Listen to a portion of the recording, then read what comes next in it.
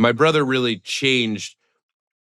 He studied in Italy, took a gap year between high school and college. He lived in Florence, and I remember going to visit. We all went to visit him in Italy, and in like around Christmas, and he like hugged me, and I was sort of like, what is this? Like it really, and it was like he really, something about that gap year, being away from the family, completely switched his wiring to be like, I love my family, but we would then have like a Sprinter van that we would then like travel around Italy in as a family. Do you feel like you had what do you remember your confidence level of your dad driving a van around? Because I think that there's a certain kind of dad. I would not go into a trip to Europe with confidence if the plan was dad was going to drive the van.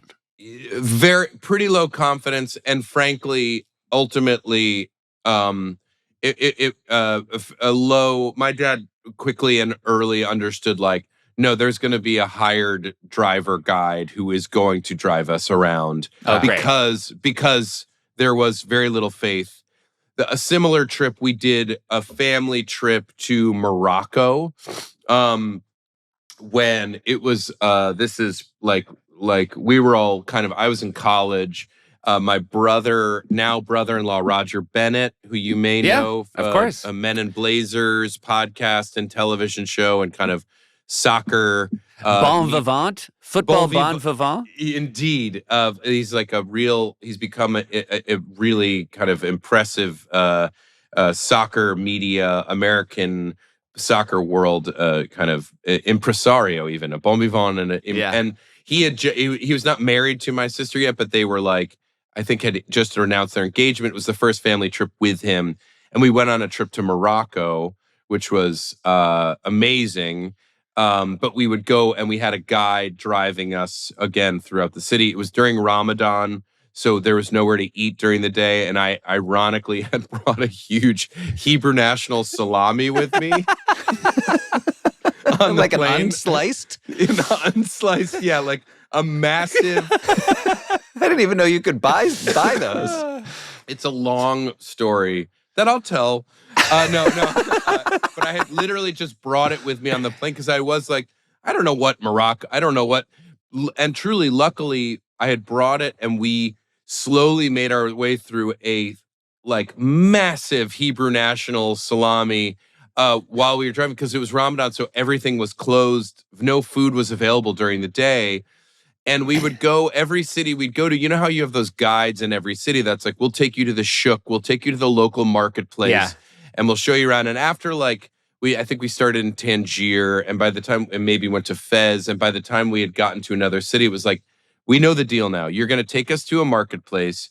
You're going to then take us to the vendors that you have some deal with to try to get us to buy the carpets or rugs or tapestries in this particular marketplace. And after like 2 cities, it was like, don't take us to your guys anymore. And he's like, yes. And then he took us to a rug guy, who then was like, I know how I'll sell them. I'll take them back to the factory where these are made. And they brought us to a factory with like truly frightened looking 12-year-old girls who were making the rugs. And I was like, this is not selling us on buying your market, like watching these poor like miners make carpets. Like, it's not like, let's get that one. Let's fly that one back. But I remember specifically, we took a weird van trip up to a meal, and it was like we were in I want to say, I'm probably wrong, but like the Berber section of Morocco, like where you're in the middle of Morocco in a mountain kind of town, and they brought us a meal, and it was a meal to show us like how like grateful they were that we were there, and they served us shark.